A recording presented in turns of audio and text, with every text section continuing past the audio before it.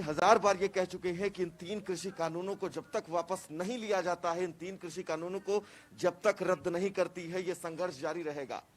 अगर सरकार ये कहती है कि वो हालांकि कह भी रही है संशोधन करती है इन 3 कृषि कानूनों में, जिन जिन बिंदुओं में परेशानी है किसानों को, जिन जिन बिंदुओं में किसानों को संशय है, उन बिंदुओं पर अगर किसान सरकार जो है वो संशोधन करने के लिए राजी हो जाती है तो क्या ये आंदोलन खत्म हो जाएगा? देखिए साहब, सरकार मान चुकी है कि इसमें खामियां हैं।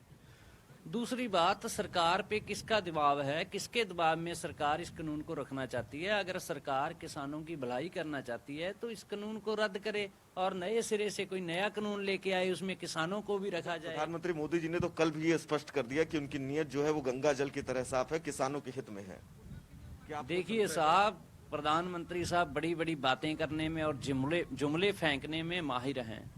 ये जैसे चुनाव के समय जुमले फेंकते हैं और अब भी प्रधानमंत्री की कुर्सी पे हैं, अब भी ये जुमले फेंक रहे हैं। इनके जुमलों से देश का भला होने वाला नहीं है और ना ही किसानों का भला। एक चीज तो जैसे जिस तरह से 6 दौर की बैठक हुई सरकार के साथ किसान संगठनों की, यानी कि सरकार भी बात सुनने को तैयार है किसानों की, सरकार भी किसानों से बात करने को तैयार है। लेकिन आपको क्या लगता है ये पेच कहां पर फंस रहा है? क्यों सरकार जो है वो कोई डिसीजन नहीं ले पा रही है इस वक्त?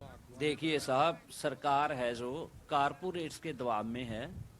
माननीय कृषि मंत्री भी बोल चुके हैं, नरेंद्र तोमर ने, मीटिंग थी हमारी जो 6ठे दौर की, उस मीटिंग के बाद उन्होंने बोल भी दिया था कि कल को हमें अवानी और अडानी बोलेंगे कि इसको लागू करो। उससे स्पष्ट हो जाता है कि जो सरकार है कारपोरेट्स के दबाव में काम कर रही है।